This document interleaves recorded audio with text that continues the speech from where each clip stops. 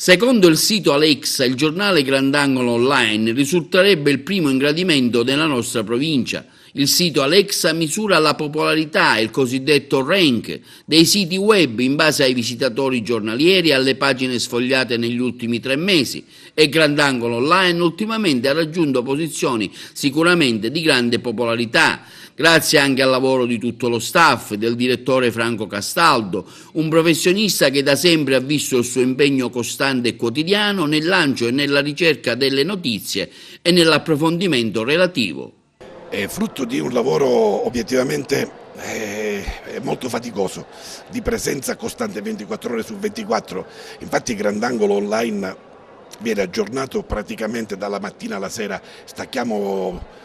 tipo alle 2 di notte, cioè c'è un varco solo di appena 2 ore e si vede. Mettiamo 60 notizie al giorno almeno, copriamo anche una